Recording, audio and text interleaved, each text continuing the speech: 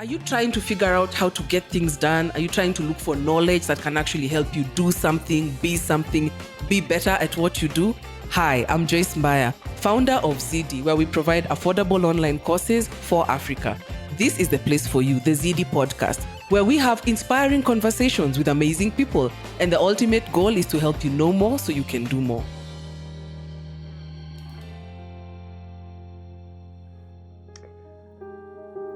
My name is Charles Adede. I don't know how to describe myself exactly, but perhaps it's enough to say I'm a human being. Well, have you ever wondered why sometimes you seem to have everything going for you? You're healthy, you have a bit of money in your pocket, you have good friends around you, and life seems to be going on just great. But there's this niggling sense of something not being right. And maybe when you really think through it, you're not happy. You really aren't happy. What is it? Why do you feel? Maybe you're feeling a bit empty, a bit sad. What is it? This niggling sense of something not being right. Yes, what is it? I would dare say that you may be lacking inner peace. What do I mean by inner peace? Well, this whole presentation is an attempt to define what inner peace is so that you too may benefit from it.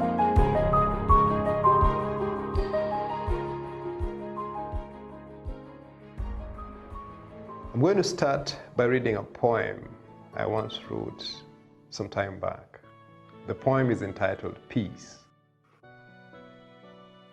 I have found peace under my leaking shelter, on a cold and wet night, on an empty stomach and a diseased body. I have found peace in my broken dreams, wasted chances and failures, mistakes I cannot correct, rejection and humiliation.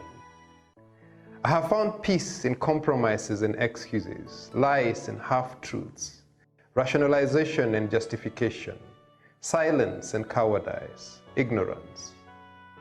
I have found peace alongside fear, when the odds are immense, threatening to overwhelm me, and I cannot turn back and run, but must go on to the end. I have found peace in war, when guns are roaring, blood's flowing and death calling and children screaming, terrified, but I cannot help them. I have found peace in thunderstorms and quakes, hurricanes and typhoons, floods and volcanoes, El Nino and La Nina.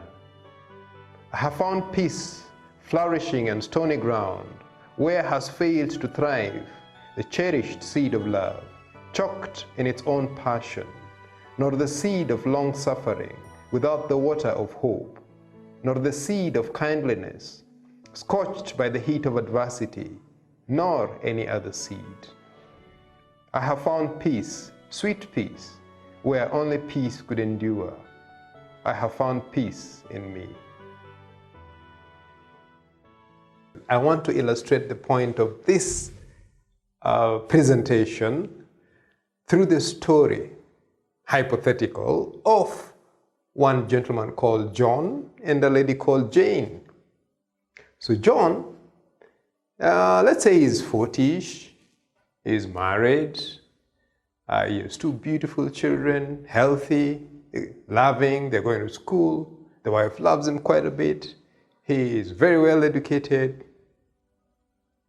You would imagine that someone like John shouldn't have any cause to be sad.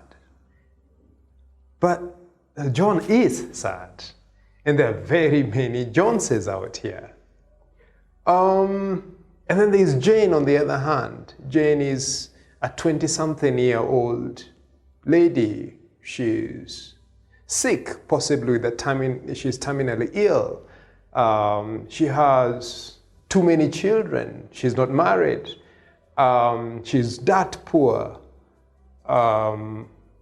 Jane is sad. Well, for many of us, Jane has a reason to be sad. And true, there are also very many Janes out here. But John and Jane are both sad. In some ways, John might just be as sad as Jane.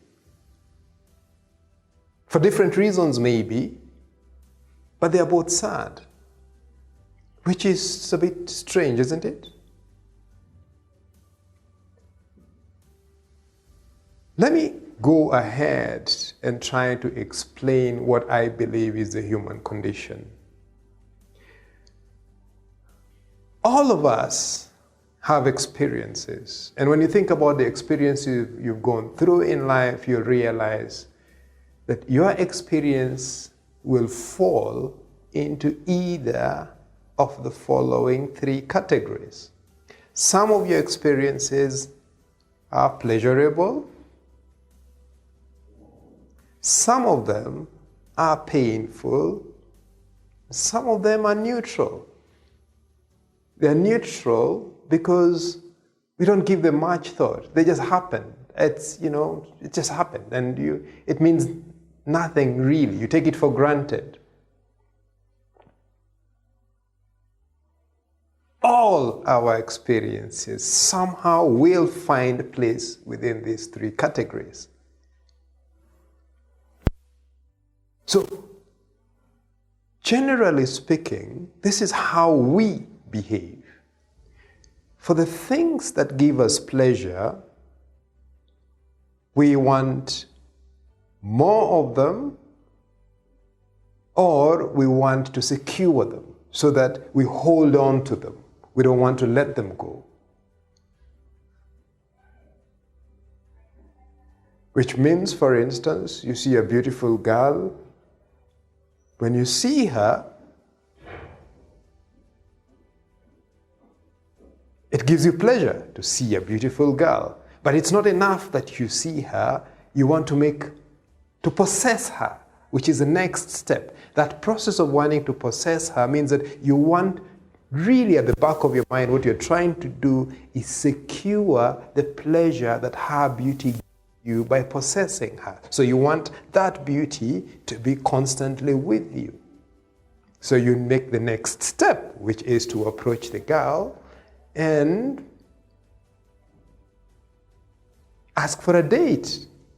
Well, if she agrees to date you, then the next thing you want to do is to make sure she lives with you for the rest of your life. Again, what are you trying to do is secure the idea that her beauty will give you permanent pleasure if she is constantly in your presence. Well, I'm oversimplifying this, of course, but just to illustrate a point. On the other hand, we have pain. Again, we all sort of pay a lot of attention to romantic relationships, so I will use that to illustrate my point. But see, the same beautiful girl wants to leave you a couple of days down the line. Maybe you don't have enough money. Maybe whatever profile of, she has in her head about the sort of man she wants in her life, you don't fit that profile. What happens is you will do anything to stop her from leaving. Why? Because you are terrified of the pain that you would have to endure when she leaves.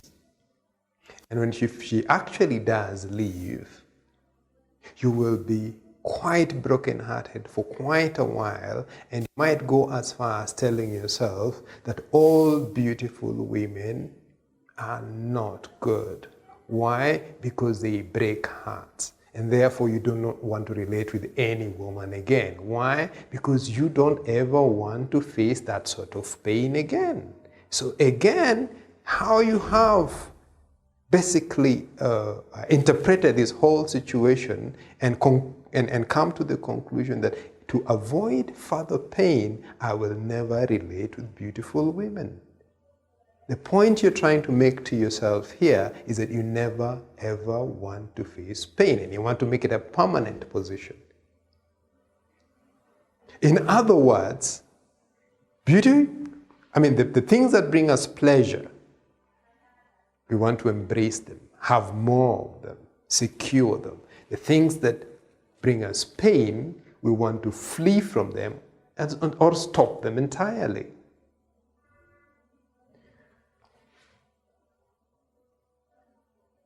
This whole conceptualization of life has been captured through the theory of utilitarianism.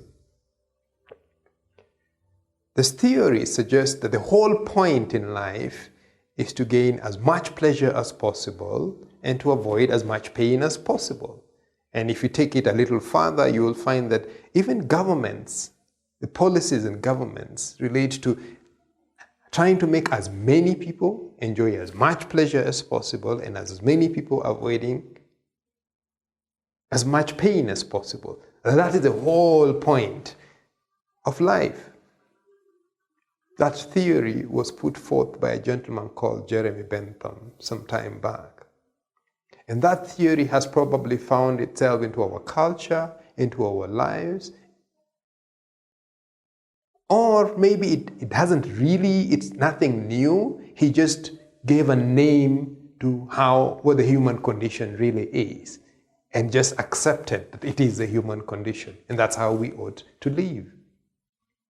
But what is the truth about life?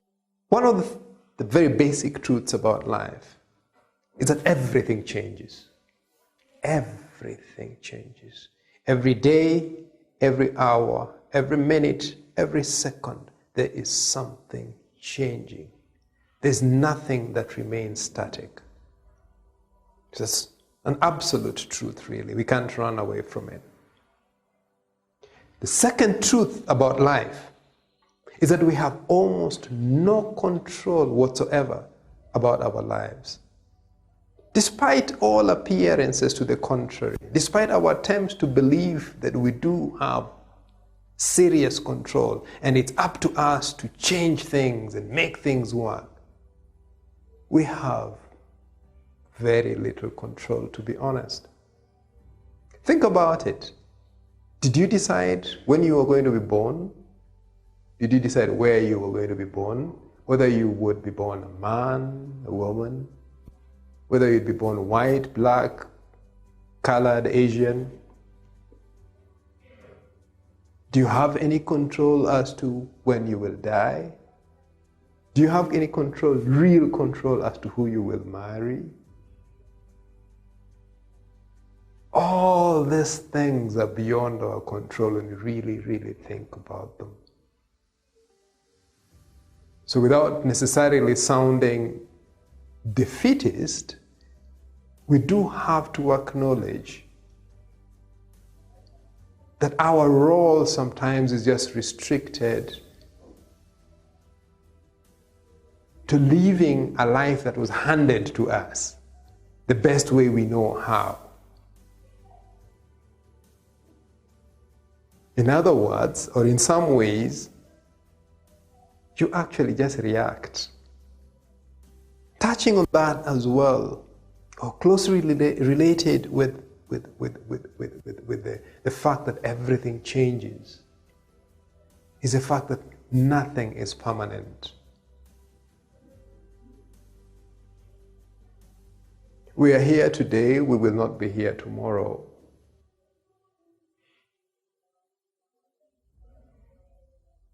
If you're feeling angry, if you were feeling angry 2 hours ago, you might be feeling, happy another 2 hours, shortly. Everything is always, it comes and goes. Everything disappears. New things come and go. There's nothing permanent. That's another fundamental truth. And therefore, against this whole background, you would say that our search for security, if that search for security means that security is a static position, is where everything happens the way you want it to happen. That search for security is a search for a mirage. It will never happen. You will never achieve that security.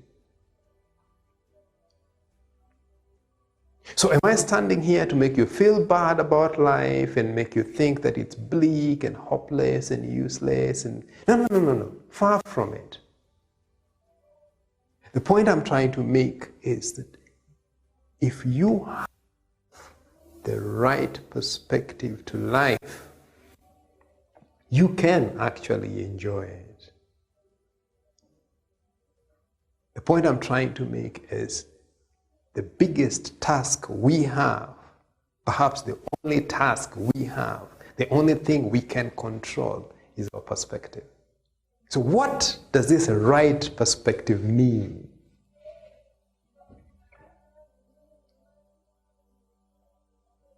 I think the first thing we all need to do is to agree that if you have no control or very limited control about the things in your life, then a lot of the things that happen in life are not a reflection of who you are.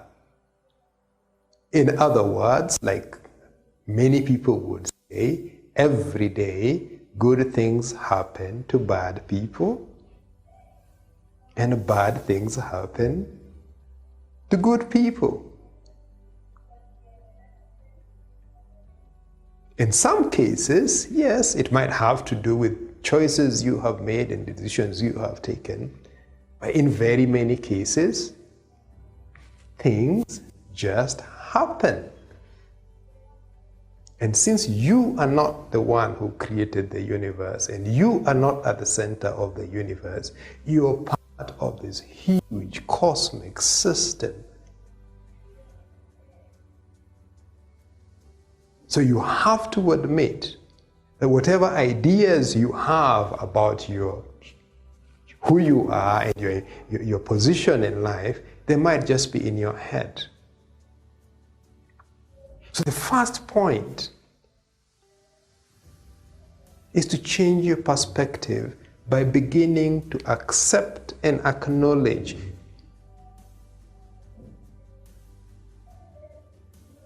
the truth about life, which is that all the time things are changing, everything is impermanent, and you have absolutely, or you have some form of control,